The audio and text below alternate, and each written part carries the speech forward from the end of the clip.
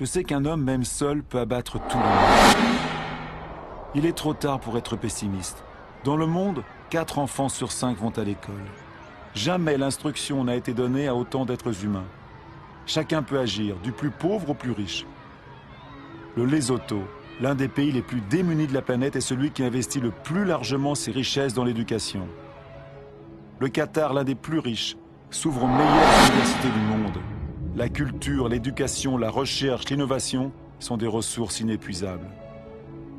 Face aux malheurs et aux souffrances, des millions d'ONG apportent la preuve que la solidarité des peuples est plus forte que l'égoïsme des nations. Au Bangladesh, un homme a eu l'idée de créer une banque impensable. Elle ne prête qu'aux pauvres. En 30 ans à peine, elle a changé la vie de 150 millions de personnes dans le monde. L'Antarctique est un continent aux ressources immenses que personne ne pourra plus s'approprier. Une réserve dédiée à la paix et à la science. Un traité signé par 49 États en a fait le bien de l'humanité entière. Il est trop tard pour être pessimiste. Les gouvernements protègent près de 2% de leur eau territoriale. C'est peu, mais c'est déjà 2 fois plus qu'il y a 10 ans. Les premiers parcs naturels ont un peu plus d'un siècle. Ils recouvrent plus de 13% des continents. Ils créent des espaces où l'activité humaine se conjugue à la préservation des espèces, des sols et des paysages. Cet accord des hommes et de la terre peut devenir la règle et non plus l'exception. Aux États-Unis, New York a compris les services que rend la nature. Ses forêts et ses lacs fournissent l'eau potable de toute la ville. En Corée du Sud, les forêts avaient été dévastées lors de la dernière guerre. Grâce à un programme national de reboisement, elles couvrent de nouveau 65% de la surface du pays. Plus de 75% du papier est recyclé. Le Costa Rica a fait son choix entre dépenses militaires et préservation de son territoire. Le pays n'a plus d'armée. Il a préféré mettre ses ressources dans l'éducation, l'écotourisme et la protection de sa forêt primaire. Le Gabon est l'un des plus grands producteurs de bois au monde. Il a imposé la coupe sélective, pas plus d'un arbre pour chaque hectare. Sa forêt est l'une de ses principales ressources économiques. Mais elle a le temps de se régénérer.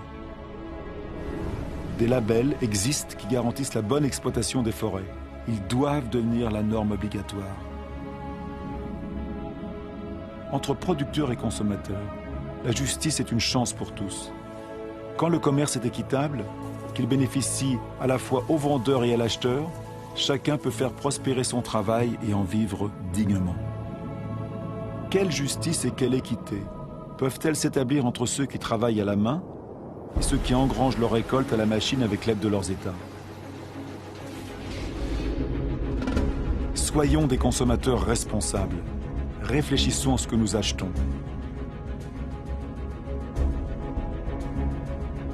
Il est trop tard pour être pessimiste. J'ai vu une agriculture à la mesure de l'homme. Elle peut nourrir la terre entière, si la production de viande n'accapare pas la nourriture des hommes. J'ai vu des pêcheurs responsables de leur prise et soucieux de la prospérité des mers. J'ai vu des maisons produisant leur propre énergie. 5000 personnes vivent dans le premier écoquartier construit au monde à Fribourg en Allemagne. Des villes s'unissent à ce projet. Bombay est la 1000e à les rejoindre.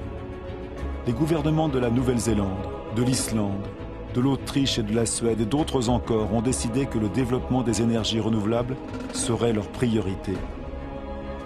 Je sais que 80% de l'énergie que nous consommons viennent des énergies fossiles.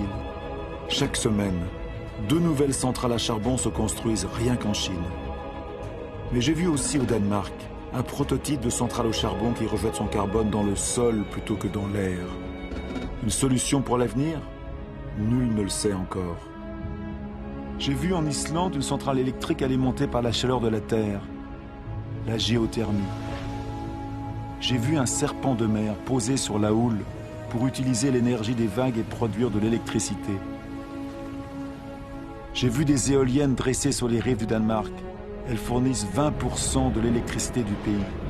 Les États-Unis, la Chine, l'Inde, l'Allemagne, l'Espagne sont les premiers à investir dans les énergies renouvelables. Elles ont déjà créé plus de 2,5 millions d'emplois. Sur quelle terre au monde le vent ne souffle-t-il pas? J'ai vu des étendues désertiques éclatantes de soleil.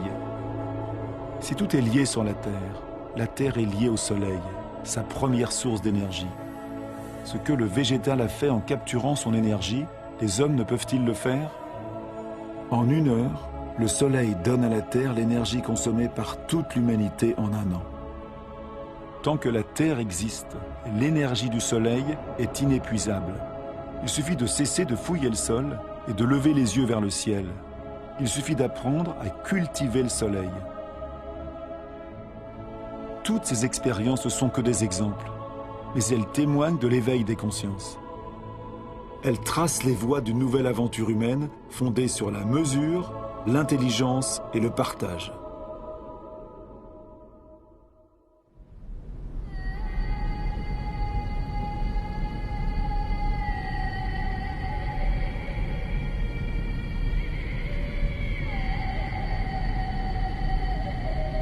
C'est le moment d'aller à la rencontre l'un de l'autre. Car ce qui est important, ce n'est pas ce que nous avons perdu, mais ce qu'il nous reste. Il nous reste la moitié des forêts du monde, des milliers de rivières, de lacs et de glaciers, des milliers d'espèces bien vivantes encore. Nous savons très bien qu'aujourd'hui les solutions existent. Nous avons tous le pouvoir de changer. Alors, qu'est-ce qu'on attend ?